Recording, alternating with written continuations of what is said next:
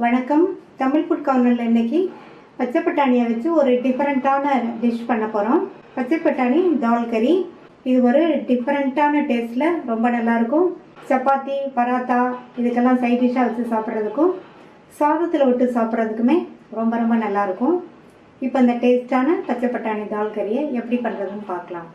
இது வரைக்கும் நம்ம சேனலை சப்ஸ்கிரைப் பண்ணாதவங்க சப்ஸ்கிரைப் பண்ணிவிட்டு பக்கத்தில் உள்ள பெல் பட்டனை கிளிக் பண்ணிக்கோங்க. ஒரு கப் ஃப்ரெஷ்ஷான பச்சை பட்டாணியை கழுவி வச்சுருக்கேன்.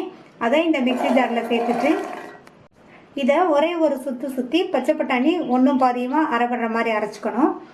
நைஸாக அரைச்சிடக்கூடாது. அரைச்சாச்சு. இந்த மாதிரி ஒன்றும் பாதியமாக அரைப்படுற மாதிரி அரைச்சிக்கணும். நைஸாக அரைச்சிடாதீங்க. இந்த மிக்ஸி ஜாரில் கட் பண்ண 2 மீடியம் சைஸ் தக்காளி, 2 பச்சை மிளகாய், 1/2 இன்ச் அளவுள்ள இஞ்சியை தோல் சீவி கட் பண்ணி வச்சுருக்கேன். இதையும் சேர்த்துட்டு தண்ணி சேர்க்காமல் நல்லா நைஸாக அரைச்சிக்கணும். ஸ்டவ்வில் ஒரு குக்கர் போட்டு சூடு பண்ணியிருக்கேன். அதில் 1 டேபிள் ஸ்பூன் எண்ணெய் சூடாயிடுச்சு. அதில் 1/4 டீஸ்பூன் சீரகம் பொரிஞ்சதும் அதில் 1/4 டீஸ்பூன் மஞ்சள் தூள், 1 டீஸ்பூன் கொத்தமல்லி தூள் இதை சேர்த்து நல்லா கலந்து விட்டுட்டு அரைச்ச தக்காளி, பச்சை மிளகாய், இஞ்சி விழுதை இதில் சேர்த்துடலாம். இது கூட 1/4 டீஸ்பூன் தனி மிளகாய் தூளையும் சேர்த்து நல்லா கலந்து விட்டுட்டு இதனுடைய பச்சை வாசனை போகிற அளவுக்கு இருக்கட்டும். சேர்த்த எல்லாமே நல்லா பச்சை வாசனை போயிடுச்சு. இது கூட 1-2 அரைச்ச இந்த பட்டாணியை சேர்த்துடலாம். இந்த பச்சை பட்டாணியை சேர்த்துட்டு நல்லா இந்த மசாலாலையே பரட்டி விட்டுக்கணும்.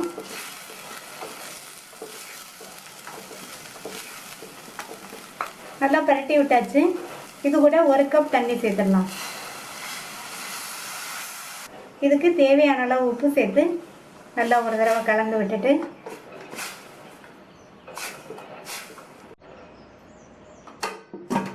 மூடி போட்டு ஸ்டீம் வந்ததுக்கப்புறமா வெயிட் போட்டு மீடியம் ஃப்ளேமில் ஒரே ஒரு விசில் மட்டும் வேக வச்சுக்கலாம். மீடியம் ஃப்ளேமில் ஒரு விசில் வந்து ஸ்டீம் எல்லாம் போயிடுச்சு.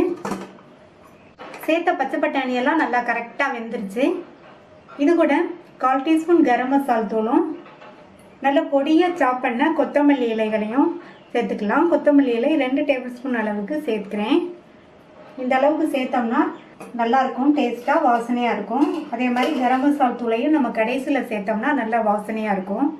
நல்லா ஒரு தடவை கலந்து விட்டுட்டு இதுக்கு தாளிப்பு போட்டுடலாம்.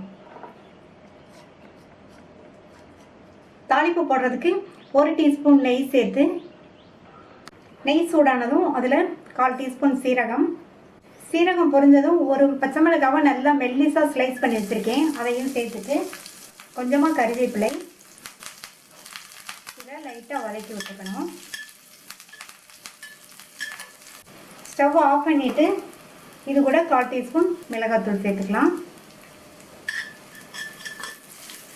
நல்லா கலந்து விட்டுட்டு தாளிப்பை போட்டுடலாம். தாளிப்பை இந்த பருப்பில் சேர்த்துட்டு ஒரு தடவை மிக்ஸ் பண்ணி விட்டுடலாம். சுவையான ஈஸியாக பண்ணக்கூடிய பச்சை பட்டாணி தால் கறி ரெடி ஆயிடுச்சு. இந்த பச்சை பட்டாணி தால் கறியை ட்ரை பண்ணி பார்த்துட்டு உங்கள் கமெண்ட்ஸை சொல்லுங்கள். தேங்க்யூ.